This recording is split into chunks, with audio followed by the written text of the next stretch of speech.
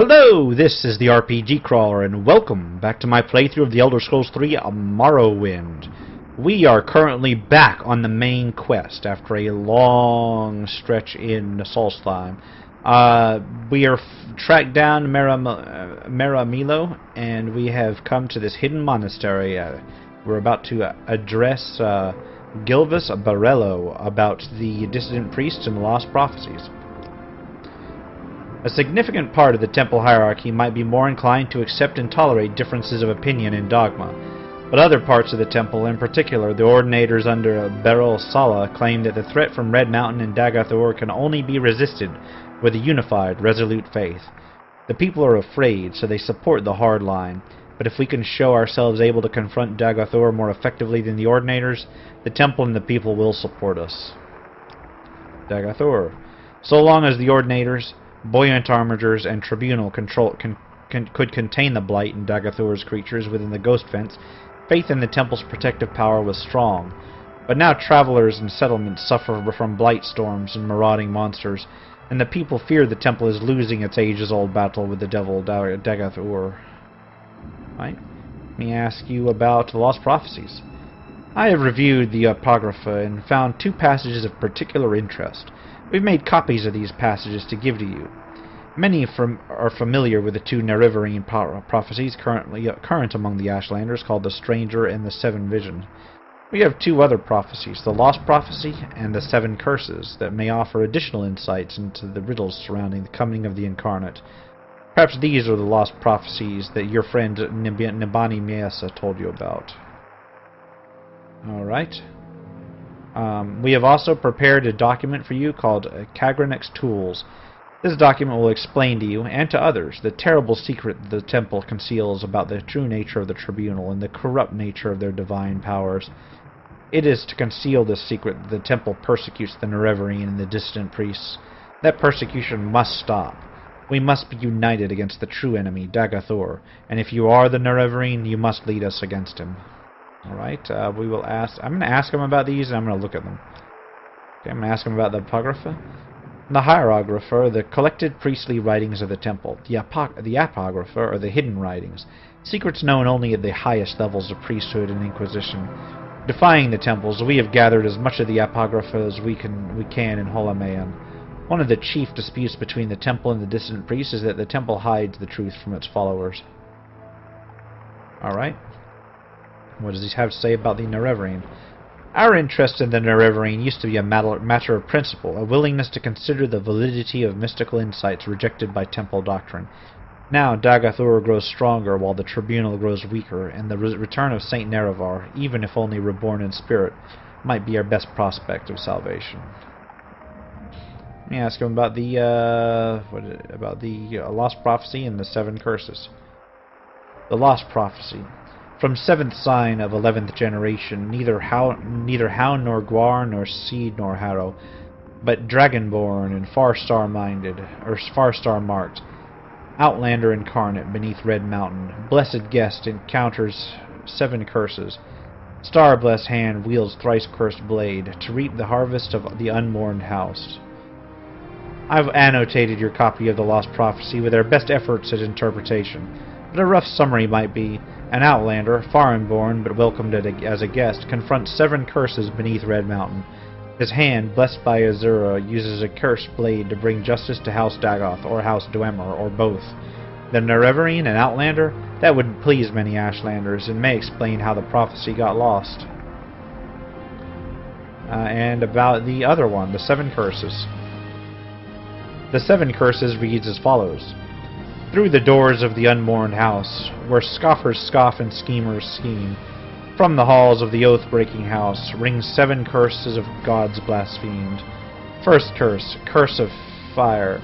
Second curse, curse of ash. Third curse, curse of flesh. Fourth curse, curse of ghosts. Fifth curse, curse of seed. Sixth curse, curse of despair. Seventh curse, curse of dreams. Your copy of the Seven Curses bears our guesses at interpreting the verses. In short form, seven curses come from House Dagoth, or House Dwemer, or both. Fire and ash come from Red Mountain. Flesh is Corpus. Ghost, seed, and despair are unclear, but Curse of Dreams seems to refer to recent cases of soul sickness and sleeper attacks in the towns. Alright, well, let's read what he has given us then. Let's see, what has he given us? Kagrenek's Tools. Summarized from the Apocrypha by Gilvis Barello, Abbot of Holomayan and various of the dissident priests. Beneath Red Mountain, Dwemer miners discovered a great magical stone. By diverse methods, Lord Kagrenek, High Priest and Mage Crafter of the ancient Dwemer, determined that this magical stone was the heart of the god Lorcan, cast here in the Dawn Era as a punishment for his mischief in creating the mortal world. Determined to use its divine powers to create a new god for the exclusive benefit of the Dwemer, Kagrenek forged 3 great enchanted artifacts, which are called Kagrenek's Tools. Fucking dwarven names. Wraithguard is an enchanted gauntlet to protect its wearer from the destruction when tapping the heart's powers. Sunder is an enchanted hammer to strike the heart and produce the exact volume and quality of power desired. Keening is an enchanted blade that is used to flay and focus the power that rises from the heart. When Kagrenek used these tools on the heart in the Battle of Red Mountain, no one knows what happened, but the Dwemer race disappeared entirely from the mortal world. Lord Nerevar and Lord Dagoth retrieved these tools and didn't know what to do with them. Nerevar asked Dagoth to guard the tools while he went to consult with his counselors, Vivek, Almalexia, and Sothasil. He left and spoke with his 3 counselors, and they decided to return together to Red Mountain to decide what to do. But while Nerevar was gone, Dagoth was tempted and confused by the powers of the tools. When Nerevar and the counselors arrived, he refused to give up the tools, claiming he had sworn to Nerevar to protect them. Then Dagoth fought with Nerevar and the counselors, and was mortally wounded and driven off, and the tools were recovered. Then Nerevar and his counselors decided to take the tools for safekeeping. They all swore a great oath never to use the tools, but after Nerevar's death, Vivek, Almalexia, and Sothasil yielded to temptation. They took these tools themselves and went to Lorcan's heart, buried beneath Red Mountain, and gave themselves divine powers. But Dagoth had not died. We don't know what happened, but this is what we believe.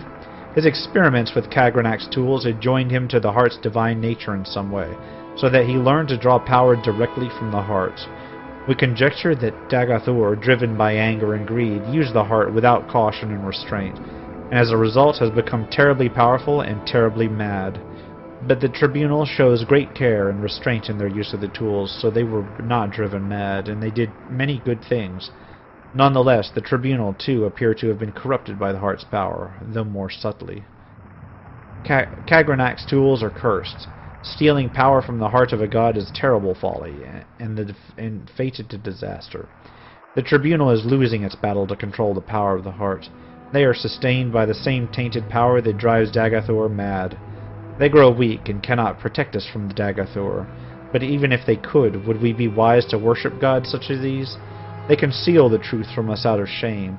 They persecute the Nerevarine and the dissident priests out of shame, and when they should be welcoming them, enlisting their aid against Dagoth. The tribunal have done much good for Morrowind and the Dunmer, but they succumbed to the temptations of Kagrenek's tools, and though these tools once may have seemed the instruments of salvation, now they must be seen as instruments of doom. Alright, well, that's an interesting story there. So apparently the whole tribunal thing are basically false gods created by an artificial Dwemer construct. I'm continuing to look through these notes for the next one. The Lost Prophecy. From the Apocrypha of the Distant Priests. And there's a prophecy that he just told us. Of ancient family, but not of the 4 great Ashlander clans, born under foreign stars in the sign of the dragon, the imperial sign. Okay, Outlander Incarnate appears as a formal epithet, stressing the linkage between the words. The Outlander Incarnate is a blessed guest, one not born of the tribes, but accepted as a guest with rights of hearth and hospitality. Under Red Mountain he will confront and balance against 7 curses. See the 7 curses prophecy. Also, Dagoth is served by his 7 kin, once great wizard lords called ash vampires by the Ashlanders. Okay. I guess like 7 boss fights. Star blessed suggests Azura, the Daedra Lord and patron of magic, fate, and prophecy. Thrice cursed blade may refer to a weapon called keening, associated in certain legends with the Battle of Red Mountain and the Dwemer craft lord Kagranak. Reap the harvest is a reference to the proverb, you harvest from the seeds you plant, which means you get what your labors deserve, in both a positive sense of reward and negative sense of punishment.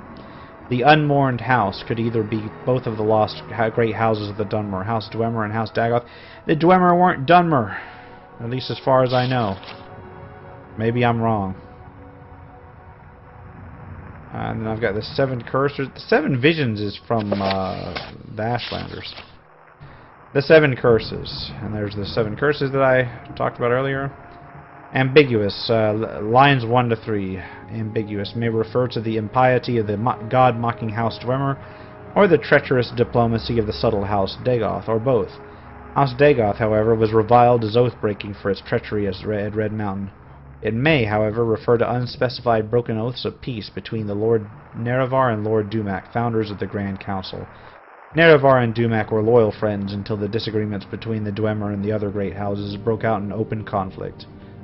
The Dwemer with the mockers and profaners of the divine. The curses of fire and ash would come from Red Mountain, where Dagothor rules. These were the earliest reported threats from Red Mountain. Curse of flesh suggests blight diseases. Okay.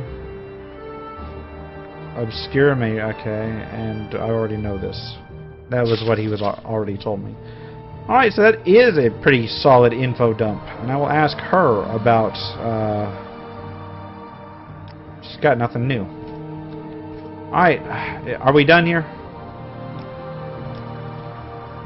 No, okay, I asked him about Nerevar. By the way, here are a few books from our library you might find of interest. Each gives a different impression of Nerevar. The Real Nerevar, Nerevar Moon and Star, and Saint Nerevar. And that's new. Already know about all this.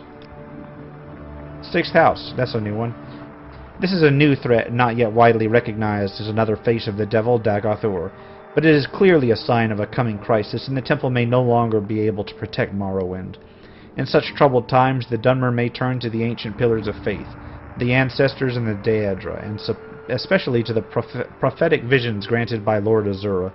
Then they may look to the Nerevarine, Saint Nerevar Reborn, to lead them against the grim armies of Dagothor. Alright, already know these two, so I think I've really got everything I need to know from this guy. Let's take a look at the books he gave us. Let's start with the Real Nerevar.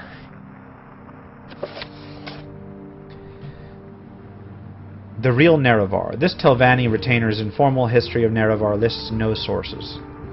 When the Dunmer followed Veloth to Morrowind, they were many warring clans with no law or leader in common. One Dunmer warlord, Nerevar, had the ambition to rule all the Dunmer. And at time, House Dwemer were great enchanters, so Nerevar went in secret to a Dwemer smith and asked for an enchanted ring that would help him. The ring gave its wearer great power of persuasion. For safety, it was enchanted to instantly kill anyone who wore it except Nerevar. The ring was called Moon and Star, and it helped Nerevar unite the various clans into the First Council. Later, however, disputes over religion divided the council, with House Dwemer and House Dagoth on one side, and all the other houses on the other. Dwemer and Dagoth invited Orc and Nord clans as allies, and held northwest Morrowind, while Nerevar mustered the other houses and nomad tribes and marched to meet the Dwemer-Dagoth Westerner forces. The armies met at Red Mountain, a Dwemer stronghold. The Dwemer were defeated with great slaughter, and terrible sorceries were used, resulting in the utter extermination of House Dwemer, House Dagoth, and their allies. Nerevar was killed in the battle and his ring lost, but Nerevar's alliance survives in Morrowind's ruling political institution, the Grand Council. That's one take on it. Let's look for our next one. So I couldn't find it. It wasn't a book. Saint Nerevar, from a short temple pamphlet for Western readers. It's like the shit that they hand out when you're going into church. Alright. Ages ago, Nerevar was the greatest Dunmer general, first first counselor, and the companion of Vivek, Almalexia, and Sothasil, who, with the power of the great ring of ancestors, one clan under moon and star, united the Dunmer houses to confront the evil Dwemer and the treacherous House Dagoth and their western allies at Red Mountain. By providence, the faithless Dwemer were utterly destroyed and their allies defeated, but Nerevar, mortally wounded in combat with the traitor Dagoth-ur, was driven from Red Mountain. Nerevar died not long after of his wounds, but he lived to see the birth of the temple and to bless the unity of the Dunmer into the safekeeping of Almsimbi, the temple and all of its communion of saints. I'm assuming that is the party line from the temple. And finally, Nerevar, Moon and Star. This is a selection from a series of monographs by various imperial scholars on Ashlander legends. In ancient days, the Deep Elves and a great host of Outlanders from the west came to steal the land of the Dunmer. In that time, Nerevar was the great Khan and war leader of the House people, but he honored the ancient spirits and the tribal law and became as one of us. So, when Nerevar pledged upon his great ring of the ancestors, one clan under moon and star, to honor the ways of the spirits and the rights of the land, all the tribes joined the House people to fight a great battle at Red Mountain. Though many Dunmer, tribesmen, and horsemen died at Red Mountain, the housemen, not horsemen. Where did I get horsemen from? There are no horses in Morrowind. Died at Red Mountain. The Dwemer were defeated and their evil magics destroyed, and the Outlanders driven from the land. But after this great victory, the power-hungry Khans of the great houses slew Nerevar in secret, and, setting themselves up as gods, neglected Nerevar's promises to the tribes. But it is said that Nerevar will come again with his ring, and cast down the false gods, and by the power of his ring will make good his promises to the temple, to the tribes, to honor the spirits, and drive the outsiders from the land. So I guess I gotta find a ring. Ain't no clues in here. So what I'm gonna do, I guess I can look around and poke around here, ask a few more questions of different people, see if I can't get any more information. But make it quick. Yeah, I ain't getting anything new from here. I guess I will head back out. Well, wait a minute. No, that's... I'm just going to head back out and get a lift back to Ebonheart. I guess I got to go after the Ashlanders then first. Find out what they have to say about me. Maybe I should look around for like a scroll or something, but... find out if there's any more information, like, in the lore. My time is precious, so make it quick. But I don't think that's going to be an option. Alright, see you back at the boat. Let's get my ride. Okay, return to Vivek. Yes, I'm ready.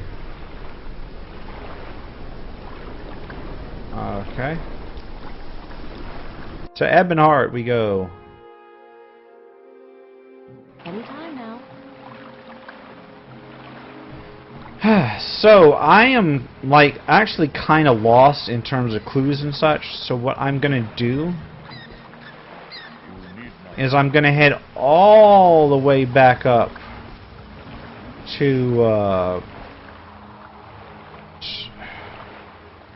all the way up to Ursulaku Camp and find out what I can about befriending the Ashlanders, because that looks like an important step in this particular journey. So I'll see you when I get there. Well, it looks like I'm here. That's the Ursulaku camp. I guess the first person I'm going to talk to is the wise woman, wherever I left off. So,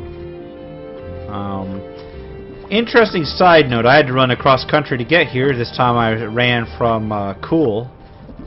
And this new sword makes real short work of pretty much everything out here. Even high-end, well, not really high-end, but even the Storm Atronach that jumped me, the Storm Deodra that jumped me, only took like 3 hits to kill, so... Alright, go ahead. Do you have questions about the Nerevarine prophecies or other questions to ask me, or do you bring me news of the lost prophecies? You have these lost prophecies. You will tell me these things over and over until I have them by heart. And then you will tell me what the priests say, what they see in these words. And then you must leave me, hunt, sleep, train, feed, learn the land. I must bring these things unto me, and place them before my ancestors, and listen to them, and to the skies and stars of my dreams. And then, when the moons have come and gone, return, and I will give you my judgment. I have told you of the prophecies.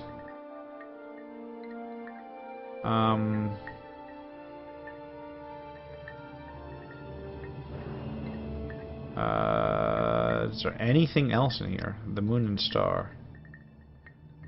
Okay, this is all stuff that I already know. Let me go ahead and just talk through until I see a journal update. Oh yeah, the trials. I need to get on those, don't I? Well, I've bought her information on the lost prophecies. I guess I gotta wait while she figures things out. And actually, this thing's been like nothing but an info dump this entire episode. May you find me worthy of your attention. So what I'm gonna do, I guess she likes me now, is I'm going to search out. I guess I'm gonna kind of hang out and figure out what to do next. I can wait here for like 2 days or whatever until she comes up with something. Well, I waited a couple days and I didn't get a journal update, but I don't think it actually does update your journal. So we'll see if she has anything to say. I am ready to give you my judgment. Apparently she does. The ancestors and stars have given me clear signs. The lost prophecies leave no doubt. Their incarnate shall be an outlander. You, blessed by Azura, must lift the 7 curses of Daggerfall. Prophecy has shown that the 7 steps of the Nerevarin's path, and I have been chosen as your guide for each step on that path. I will read the signs and show you the way. It is time for you to walk the path of the 7 visions and pass the 7 trials of the 7 visions. You were born on a certain day to uncertain parents, so you have passed the first trial. My dreams show me that you also fulfill the second trial, that neither blight nor age can harm him. The curse of flesh before him flies. I have read the signs, but I cannot understand. Can you explain this to me? Tell her how I got the corpus disease and was cured. That you have overcome the curse of flesh is strange enough, but that it should protect you from the blight and age is past belief. Yet the signs of my dreams are clear. You have passed the second trial, but the third trial is unfulfilled. The mystery of the third trial is not my secret to share. Go to Sul Matul, the guardian of our cult, and he shall tell you of the third trial. When you have fulfilled the third trial, return to me for guidance on your next steps on the path of the Nerevarine. So I've got to get to Sul Matul, and he'll tell me what to do. I have forgotten where he was. What is this about? Is this it? Is he the boss? Let's go to the Ashkans. The Ashkans. Okay.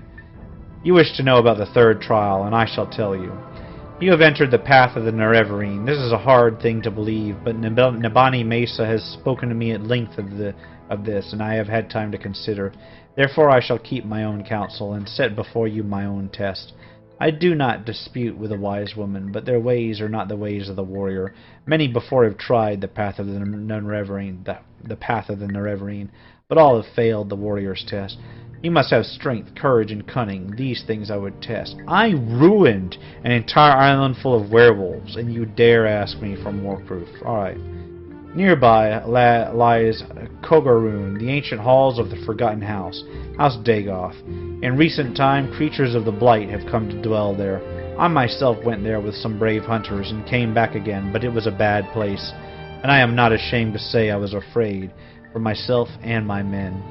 If you would have from me the secret of the third trial, the caverns dark, where Azura's eye sees, you will first bring me to the 3 tokens from dark Kogarun. The first token is corpus weepings from a corpus beast. I've sold so many of those, to show that you are proof against the disease's corruption. The second token is a cup with a mark of the House Dagoth, for I myself have seen such cups there, and will know that you have seen with your eyes what I have seen with mine. The third token is the Shadow Shield, which lies in the tomb of Dagoth Morin. in the lava tunnels deep beneath ruined Kogarun. Bring these things to me, and I shall tell you of the secret of the third test. Alright, where's Kogarun? Kogarun was an ancient Dunmer stronghold. Here, let me mark it on your map. Go by day in good weather, or you may miss your way. Follow the coast east from Ushulaka camp to the ruined Dunmer stronghold called Valinvarian, and then turn southwest.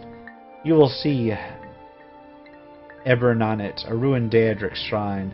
Continue south from Ebernanet to Kogarun, a great table of stone with many ruined buildings.